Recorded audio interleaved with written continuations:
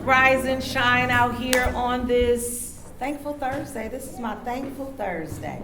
One of my favorite days of the week, outside of my satisfying Sundays, because normally that's a good Lifetime movie if I get an opportunity to be in front of the screen. But welcome to the Circle of Caring. I'm not for sure if anybody's on the bus. Did y'all get a chance to tour the bus this morning? Anybody? Yes, it's beautiful. That's okay. You'll get an opportunity afterwards. But great morning. I am super excited to be with y'all. My name is Nina Marie, and I am your host this morning. And I love to start all meetings. I've come to just start all meetings just like this. Try one or two. Get you one or two in. Because as simple as breathing is, we don't stop to do it often enough. Right? And we all know that if you're not breathing, you what, Trina? You dead, right? Right? If you're not breathing, you dead.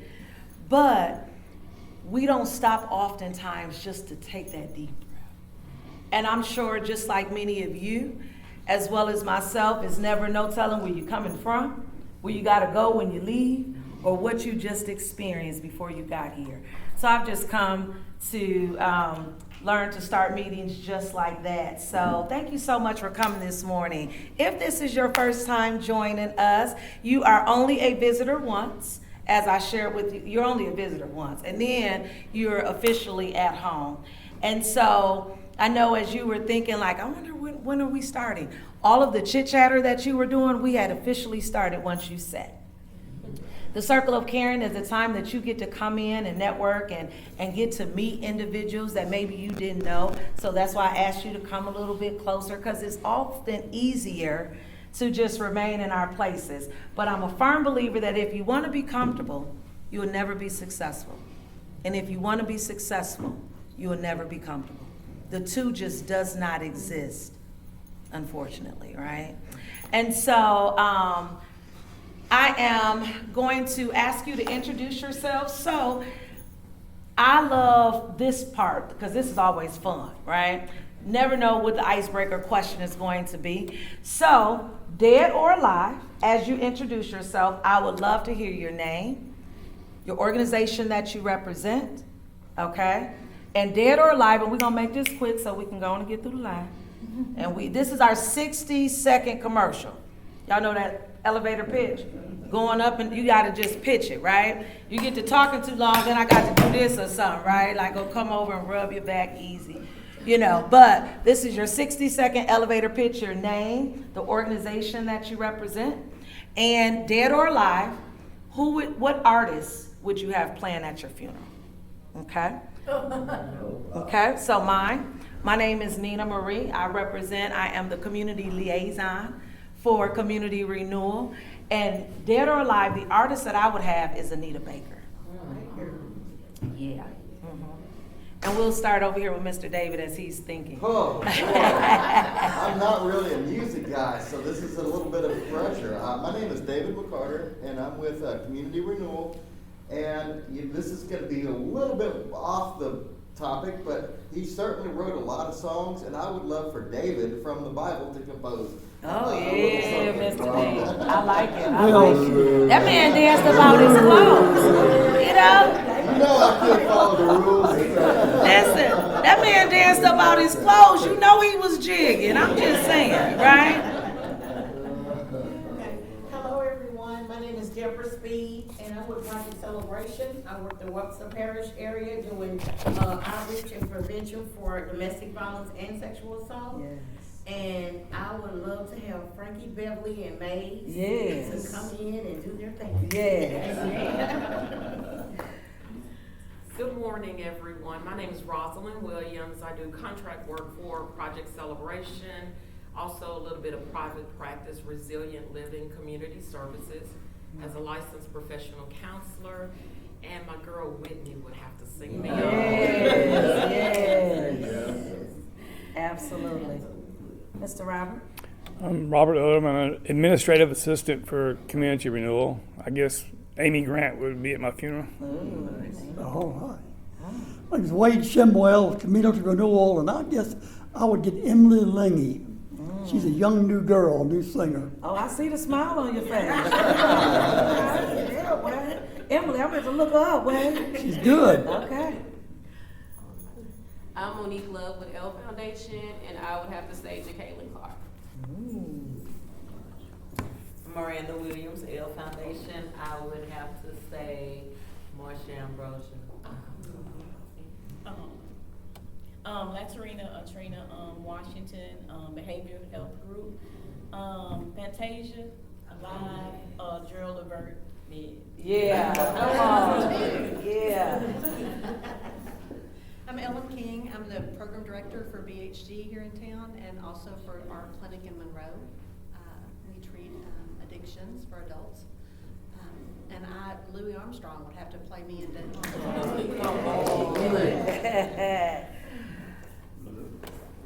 I'm Susan Reeks, and I'm with North Louisiana Whole Health Treatment Center on the corner of Lime and Jordan. And we do dual diagnosis, so we can do mental health and substance use treatment. For this purpose, I'm going to say maybe the Reverend Al Green. Oh, come on, girl. Yeah. Good morning. My name is Kathy Gippariti. I am the new reentry program manager for the Shreveport District Office here of Probation and Parole. Okay. And I'm going to go totally off the cuff of what everyone else is saying, and mine would be Reba McEntire. Oh, good choice. Yeah. I'm Jimmy Graves with Community Renewal, and hands down, Lionel Richie. Yeah. Mr. Kemp, we'll let you start. Well, I'm Kim Mitchell with Community Renewal, and I guess I'm a visual artist, so I guess I like music and everything, but I would probably pick Matisse. It's me. My name is Shauna Morris, and if you saw that beautiful mobile unit outside, I'm with the Mayor Health Caritas of Louisiana, and I'm the Mobile Wellness Administrator. And I'm going to go with Prince. Oh, right. I'm there. I'm Christina Velasco. I'm with SkyCore LLC. I'm a general contractor, build and remodel homes out of Washington State and Louisiana. My singer, I guess, would have to be Ellie Mae. I'm Mariana Mancia. I'm with SkyCore LLC with her, and I would say Fleetwood Mac. My name is Jose Perez. I'm also with them, with SkyCore LLC, and I'm really interested in meeting a lot of people here. You know, I'm looking at lend a hand in the community, which I'm happy to be here. And honestly, I just want some just piano music. I don't want no singer. Pianist. Get you a good jazz artist like Jonathan Butler. Yeah. Cool. Mr. Mike? I'm Mike Leonard. I'm with Community Renewal as well. And, I think I would like to have a duet of Aretha Franklin and Greg Allman. Oh. Well, they'll be cutting up. Right.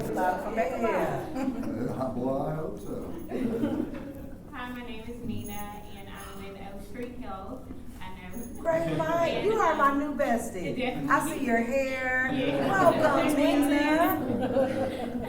I'm with Oak Street Health. I'm the community relationship manager there, and I would have to say I would definitely get Whitney Houston as well. Yes, welcome.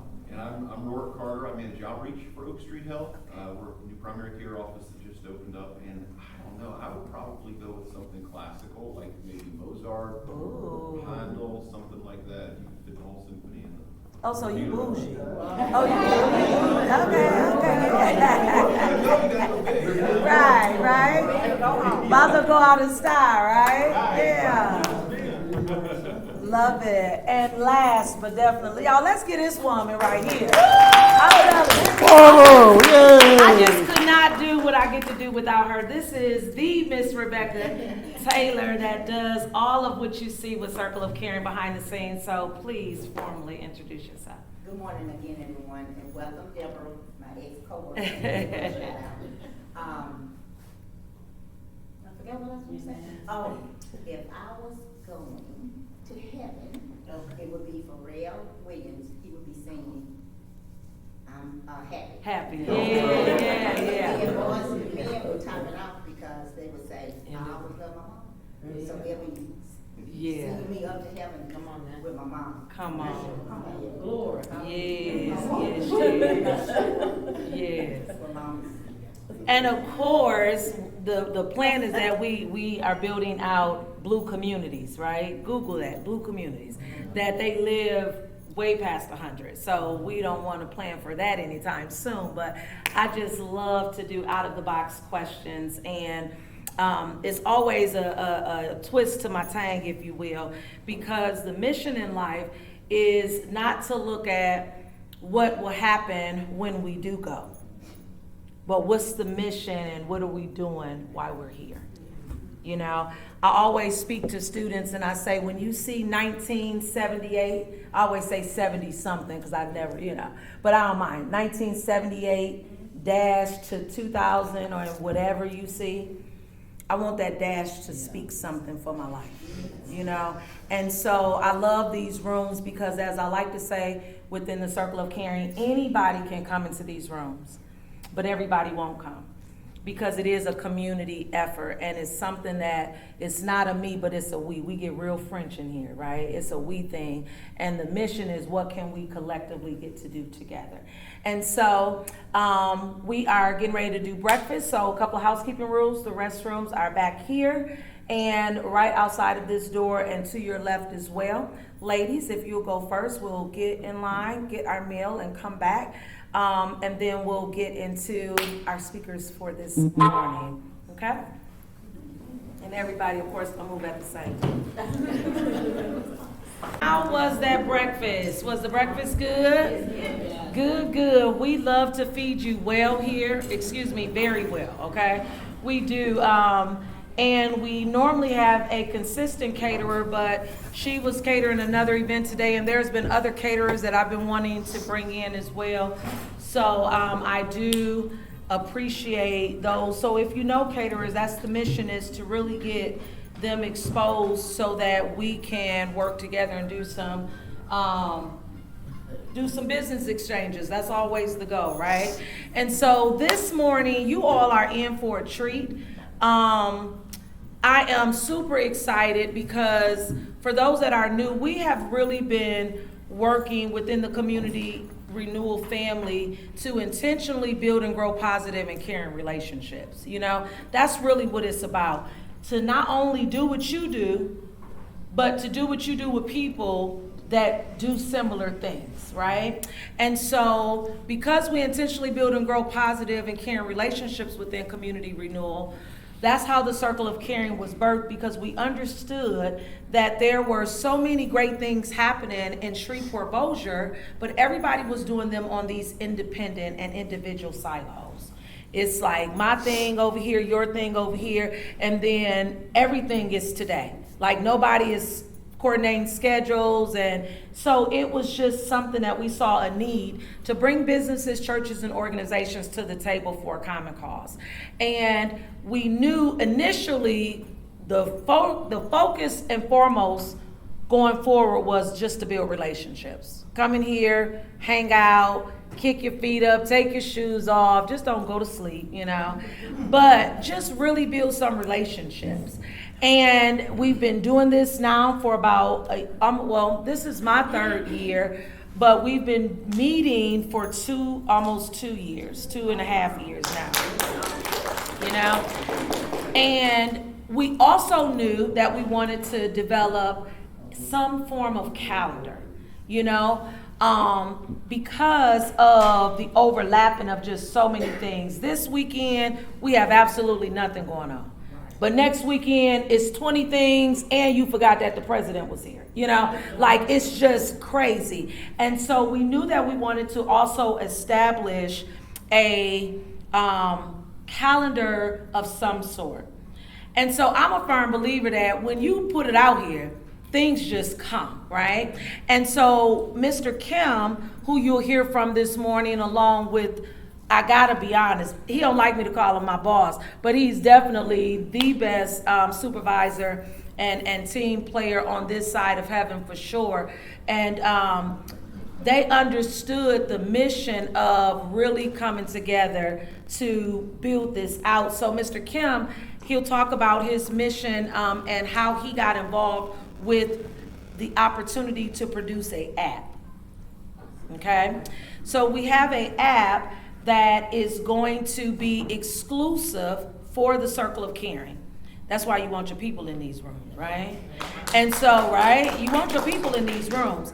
And it's going to be exclusive, not just to the Circle of Caring, but we're the only ones in the state of Louisiana that will have this app.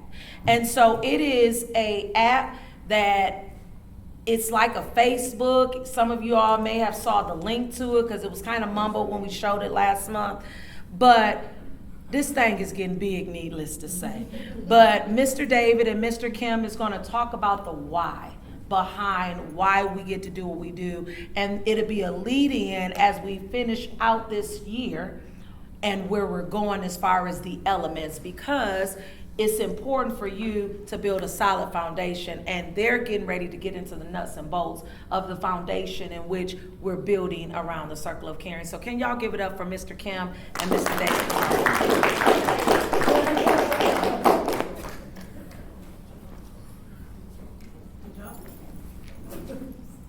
I guess I'll go first.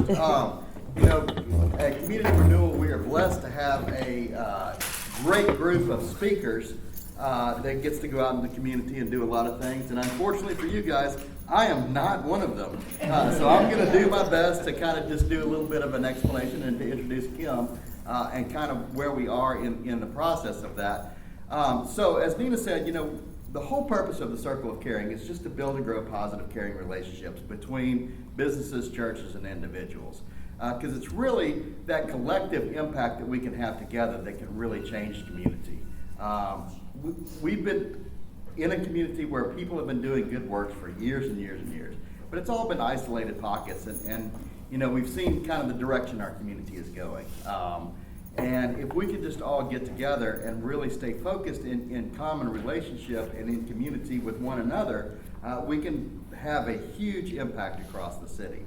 So as we walked the Circle of Caring out, we've built some great relationships, but we all realize that getting together once, maybe twice a month is good. It's a good start, but it's not going to get us where we need to go. There's just not the time or the opportunity to develop the relationships to the depth that they need to be in order to move forward with this project. So Kim, through a grant that he wrote, made some connections and has really given us the opportunity to develop this app, which, you know, technology can a lot of times be the antithesis of relationship, but it can also be used in conjunction with and in coordination with building and growing relationships. So the nice thing about this is it provides an opportunity for us to all stay in connection and in coordination with one another between sessions that we have of the Circle of Caring and do all different kinds of things. The biggest thing that Community Renewal proper is interested in is just continuing that relational growth. So we want you to get on there. We want you to put a little bit about who you are individually, a little bit about what your organization does, and just provide a kind of a bank, a resource bank for collaborative possibilities. So, you know, depending on what you do, you might have a need for a counselor to come in. Well, you can look on there and you can see that Miss Rosalind's a counselor who's part of the Circle of Caring, and you know you have a relationship with her. So, you know, the same thing. We've got our new friends here that work on housing. So if you've got a project where you need housing, then you have a Circle of Caring member that you can now connect with. As well as a calendar right up front to where you can see all the different activities that are going on. And you can see maybe that's not a day I want to do, but maybe this is a day that would definitely work. So in conjunction with that, there's going to be a whole nother section. And this is where Kim comes in, and I'll let him explain it as we go further. But Kim, as everybody knows, he wears multiple hats throughout the community. He's got his hands in a little bit of this, a little bit of that. But most of the things that he works on are for large-scale possibilities for collaborative community change. So he's going to be taking off his Community Renewal hat and putting on his Right Questions Project hat and a couple others. But what he's going to do is put together almost a prototype of how an organization in this room can use the app as a collective efficacy tool. So as you log on, he's going to have already, through the Right Questions Project, put up a list of community questions that we can begin to collaborate on to maybe form, outside of this room, form some collaborative groups called learning doing groups to have some collective efficacy in other aspects of the community. So I'm going to pass it to you to describe it a little further. Well, thanks. Well, if you can, you know, it's amazing that this circle of caring is coming together. And my understanding from Rebecca is that it's currently about 300 people, which is an amazing collection or network. And what we saw in this grant, one of the aspects of this grant is what we call the Right Questions Project. But when we started looking at the Circle of Caring as a network that we might find some interest in, we realized that one thing this group needs is a directory and a calendar. And one of the people working in the grant has this ability. So this app is primarily for y'all to use as a directory and a calendar. And you will upload your own information into it. It's not a matter of submitting it. And there's a group of what's called network stewards that, let's see, David and Nina are here, and there's 2 or 3 others that are on that kind of are the governance for the app, which is kind of an interesting thing I hadn't thought about. But so that's the primary benefit to you, is using it that way. But now to the Right Questions Project, and I'm hoping that you will participate in this, because once a week we will deliver a question. And we'd like for you to just answer the question. You'll have the ability to put your thoughts in about it. And the reason for the Right Questions Project is that we live in a world that our questions create. Questions are really important. That if you think about that, and you're doing things, your actions are always answering a question. Now, you may not know that that's the case, because a lot of times our questions, underlying our questions, are assumptions, and they're assumptions we're not even aware of. And so there's a few realities I wanted to share with you about questions. One is you're better off to partially answer a right question than you are to completely answer a wrong question. And so if you ponder that a moment, and then it's kind of, well, what's a right question and what's a wrong question? Well, that also is a good question, but the reality is that a right question is based on the perspective of the relationships that are considering a situation.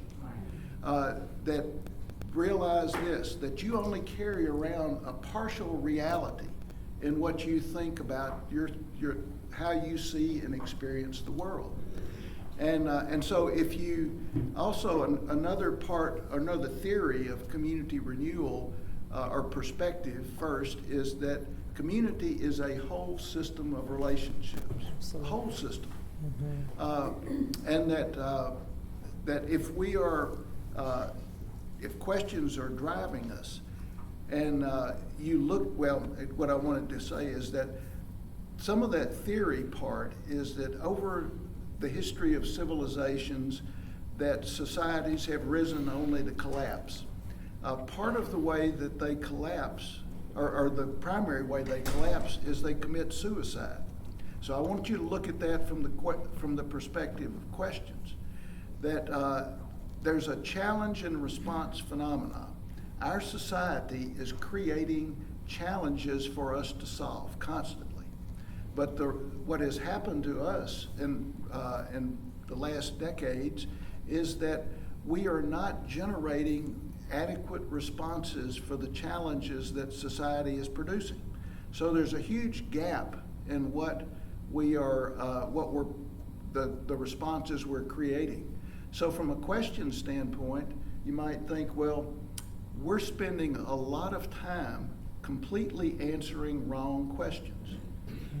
And so the pursuit of a right question would mean that if we are partially answering a right question, we're more likely to be creating effective responses to the challenges that we meet. We want to close or narrow that gap. And if we can do that, our community gets stronger. So I would also ask you to think of this too, because we're all in this room involved in good work for community. But if in the work that we're doing, the problems that we're trying to address are getting bigger, we might be answering a wrong question with our actions. And so there's some realities about our conversations and the questions that we pursue. We move in the direction of our conversations. So if we're going to move to problem-centric conversations, we're going into problems. And the problem with that is that you can never get to the bottom of a problem-centric conversation. You also can't solve a problem you can't see. So there is a dilemma about that. So what we've learned and what we would like you to participate in is that if we identify a problem, a core group of people, can we convert that problem into an opportunity? And that opportunity represents an outcome that would change the direction that we're going, that is taking us toward the wrong question. And so the challenge we have in presenting questions for you to consider is that we want to frame an opportunity with a question. We want to frame a big outcome. And our hope is that we will tap your mind's eye view of how you might fit into answering that question. And if what that will show us in your responses is, what does this group care about? We're really interested in that. If we can use questions to find out what you care about, and we feel that there is an energy, we're going to convene what we call a learning doing group. Because our situations are so complex. You can think of it this way. We're trying to navigate a dancing landscape and find the right thing to do in this dancing landscape. It's very complex, but that's part of the beauty of society. And so we want to embrace the complexity. We want to engage your imaginations, and then in doing that, can we put you together around your shared interest to learn and to take action on what you're learning. And we've got some experiments, and if anybody's interested, I'll tell a little bit about it. But when this begins, if we do form a learning doing group, if it is something that some of you are willing to feel would be fulfilling and meaningful for you, then we approach it this way, because we've got a discipline that we'll bring you into. And we can provide some short training to give you some understanding. But we want you to share your networks and put them together in new ways to innovate. We're not trying to just to do things that we already know how to do. Right. We're trying to work together to pursue answers to things that we don't know how to do in that complexity. And we've got all the intelligence in the room to do that. This is not a matter of finding an expert. This is a matter of uncovering the hidden assets that are among you. And assets being your passions, your knowledge, your skill, all these things that in addition to resources that are out there. But the process is really amazing, and so I hope that you will. I hope I hadn't made this too complicated, because the idea of questions is really important, and the pursuit of right questions. Think of it. We're putting together a community of practice. The right question is a matter of the perspectives of the people around the table, but the pursuit of wrong questions that we may not even know is wrong is really not allowing our society and our community to prosper in the way that it could. And so I think it'll be fun for me, and Yeah. that may say something about me.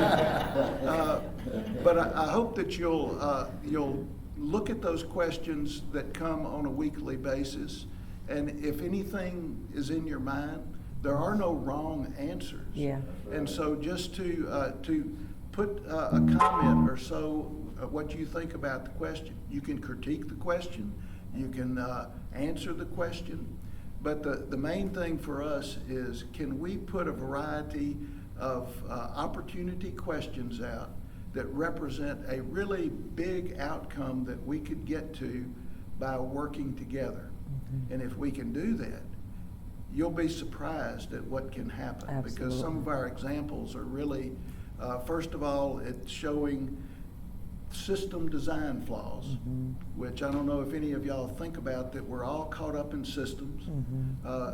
Some of us are in siloed systems, but those systems are not really working very well. Mm-hmm. There's very few of them that are. And a lot of that is that we're trying to solve complex, adaptive, what's sometimes called wicked problems, with the kind of mindset that makes the problems linear, and it just doesn't work. So we need to think differently and act differently and work together in new ways, and it is a lot of fun. So with that, is there any questions about the right question? Right or wrong questions? So I've got two things that I just kind of want to add on to the end of that. The first thing is, so the app that we're creating is applicable to the Right Questions project. It's got a great application for what Kim's looking to do, but this app is for everybody in the room. Yeah. So if you see applications for what you're doing and ways that the app can help enhance and solve some of the challenges or the things that you want to do, think about how you can engage it just as well as the Right Questions project is using it to engage. Absolutely. So this isn't just being pushed by the Community Renewal, Right Questions project. This is for all of us to think and do how we can use this to best heal our community. Absolutely. So that was the first thing. The second thing is just kind of some housekeeping time frame questions. We were hoping that the app would be developed enough that we could begin to kind of roll it out to some of you guys this week. We had our meeting with the developer yesterday. She's having a little sticking point with the App Store, some that she's having to work through, so we're not ready. So we're going to push back at least to April, and we'll let you know as we go on. But this isn't going to linger into infinity. The app itself is mostly ready for beta testing, I'll say, but we just can't get it in the store yet. So we don't want to say, hey, let's go and do, and nobody can get it. Yeah. So anyway, I appreciate your time. Sorry you got me, but that's what happens sometimes. Anyway, I appreciate it. Bravo. Thank you, gentlemen, so much. And I had a privilege of working with Kim as I first started with strategic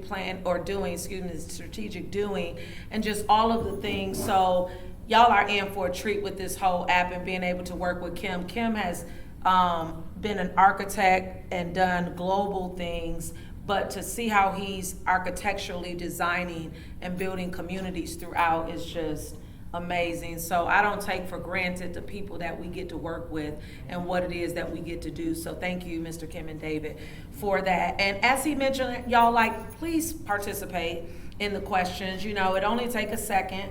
If you like me, make a timer, set a timer and respond, or, because that stuff, social media, all that can be overwhelming for me. So you always know if I'm posting or if my team is posting, because it just can be so overwhelming. But we're asking you for sure to participate in the questions. So announcements as we get ready to wrap this thing up. If you have not done the Community Renewal Tour, it happens the third Thursday of every month, so it is today. But we ask that you email the office, or you can email myself or Miss Rebecca, and we'll get you on the tour schedule. It gives you the opportunity to see the entire organization as a whole and in the communities, and how you can better even utilize the facilities outside of these rooms here, okay? You definitely want there in every community, so you definitely want to do a tour. Also today, you might have saw a flyer for KRA. It is a new company that is in the area. We're heading over to lunch. I'm telling you, this is a non-pay week person's favorite day. I'm just saying, because you get breakfast and you get lunch today. So if you have not, I know Dorian asked, that's my partner in success, she asked for me to announce that if you are able to join us over at the Office Hub for lunch, please do. If you are an employee, KRA is a organization that is new to the community out of Maryland, DC, the DMV area, and they are looking for employers to help fund their employees. Let me say that again, Wade. I want to hear that again. They're looking for employees that need funding for they're looking for employers that need funding for their employees. So they will pay 100% of your employee's salary for 60, 90 days, somewhere up in there, and then 50% up to a year. So they're really like, oh yes, sis, it's real. Yes, I'm going to the meeting, right? I'm gonna get all the information, but you want this information, right? And so that is lunch today at 11:30 over at the Office Hub right downtown. And then last but not least on my end, can somebody say invite? Invite and invite, right? Invite. We are asking, who do you know that needs to be in these rooms? I would love to be able to have standing room only in here. Because where we're going, we know that we can't get there by ourselves. So who do you know? What business, church, or organization that you know needs to be in these rooms? So please invite. Any other upcoming announcements? So much on my brain. I know. So much. Just kind of question about the app, because I was just thinking technology and the world that we are living in. Is it possible at some point with these Circle of Caring that you guys would think about doing it virtually, especially now with the app? I know that it's a lot of people that would love to be in this room. I'm Shauna, of course, with the mobile unit, I'm reiterate that. And of course, I would love for everybody to come to the mobile unit after this, and I want us to do a picture, and I want us to do a tour, because this is so exciting that we're able to be innovative to serve our community. So a Zoom possibly with this, for me, would be great, because I love telling people about Circle of Caring. And now with the app, you can reach a whole new era, like a whole nother group of people that can be involved. And I think this is a great pilot just for the state and then across the country. So that's just one thing that came to mind. And then the questions that you mentioned about us participating, I would like to know more about how we get involved in that, because I think that's important. I think that throughout time, when we talk about the right question versus the wrong question, we might start off with the right question, and it might change to a different question. So how do we transition from that right question, or we might have to add on to that question, because we start answering, and then, you know, I deal with a lot of organizations. It's like, well, what do we do next? Right. And I'm like, well, you know, that's not related to this job, but you can call me a consultant. You know, that's another service that I can offer to tell you how to get to the next step. So transitioning to a different question versus whether it being the wrong question, because it may be something different. The pathway to change is littered with questions. Right. So, yeah, sounds like you may need to be a part of our community Steward. practice. Yeah. Absolutely. They just took the last remaining bit of spare time. That's okay. I tell everyone that I can rest in heaven, but you know, there's work to be done here on earth above the dirt, because then we just perish, and you know, we leave these unanswered questions, and who wants to do that? Especially when we potentially have answers to answer the questions that's right now. So absolutely, I think that it can be one of those type situations that other people may have questions also that we never thought of, because we're not dealing with that situation here. Because I've seen some things just over the last 8 months, and I'm just like, is people really don't have water? like clean running water, like, Yeah. that's actually, there's a water crisis here in Louisiana. I'm hitting impoverished areas that, you know, my driver's from California, and he told me yesterday, he's like, so where are we? Yeah. Why do their houses look like that? Yeah. You know, and it was like, and we were in West Monroe. Yeah. Right, it's like, I had never seen this side of West Monroe, cause I'm usually, you know, on the other side. Right. But who knew that this side existed just like this? So, you know, for us to be in the same state, but different type of, social economic backgrounds that really need similar resources, I think that those questions should be, you know, on the forefront. So, that's all I have. So Any other upcoming announcements? Or, yes, ma'am, Ms. Susan? I'm gonna put you on the spot, Kim. Can you give me an example of, any simple example of a wrong question? Okay, well, the example I was gonna give you was of the education system, because we've engaged that, and what we found is that the education system is pursuing answers to the wrong question. And a lot of times you get at discovering the wrong question by looking at the action or the outcomes of what activities or actions a group is taking. And so when the education system is removing schools from the very populations that need education the most, they're answering the wrong question. And so, well, there are several of them that we've discovered, because that's an interesting process. When you discover that someone's actions are tied to a wrong question, there's assumptions there that they aren't questioned. And so what we did in our education experiment is we uncovered a number of those kind of flaws in the design of the system. And we agreed to, with some educators, to frame an opportunity question. And so here's an example of that. I think it might be important just to see what can happen. And so imagine we are engaging a school community in creating pathways to a culture of caring as the foundation for learning and community. What does that look like?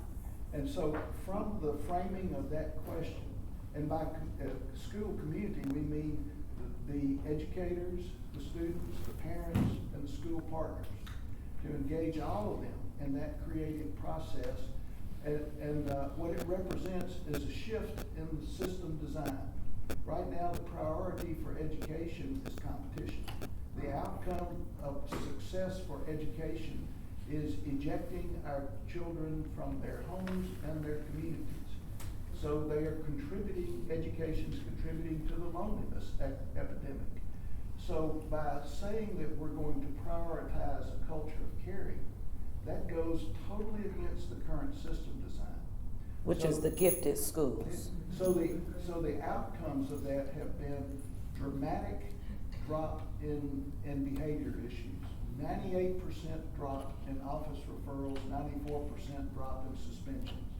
Attendance improvements, where truancy is a big problem, we're seeing attendance go up. Teacher satisfaction and teacher retention has improved.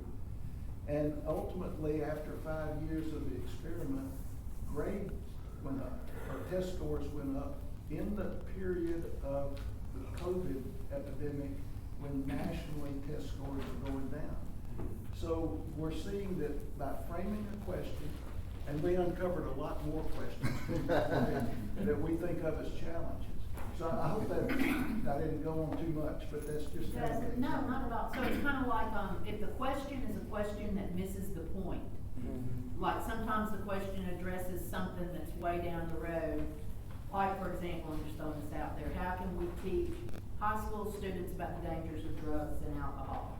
Really, the question should back up to elementary school and middle school and. Yeah, and also that if you got a tight core of people that are trusted, that can learn into the problem, recognize you need to frame the problem as an opportunity, that if you move in that direction, you're addressing the problem that that the small group sees. And that has to do with mobilizing groups of people. You can't mobilize groups of people around problems. The best that comes out of problem-centric conversation is advocacy for someone else to fix the problem. When we want to shift to a culture of inquiry, where we're solving our own problems as a community. So even if there's a big global view on what needs to be done, when you're working with individual groups, you need to focus on how their part plays into the big pictures. Yeah, and you know, you're moving into uncertainty, but you're doing it as a community, and you want to gain perspectives, multiple perspectives, because you don't have the full truth of any situation. There are system problems, and that systems cannot fix themselves. All change in siloed institutions comes from outside. It doesn't come from within inside. So there's a lot of complexities to this, and so just think of it as an adventure. But we need better outcomes than what we're getting, and if we craft right questions in a way that we're trying to mobilize community and our relationships and uncover hidden assets in our community, not wait on expertise from out of somewhere else. So anyway, appreciate it. Any other upcoming announcements? Good question, Ms. Susan. If you have any events or anything, we would be more than happy to send them out to the full list. So please just get them either to Nina or Rebecca, and we'll help try to support what everybody's doing as best we can. So please send us in your upcoming events for sure.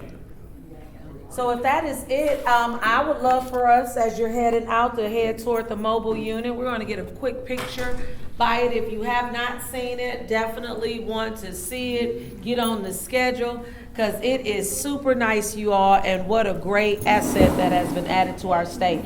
Thank y'all so much for coming this morning, and see if you see some of y'all maybe on lunch for Tuesday, or I'll see y'all next month.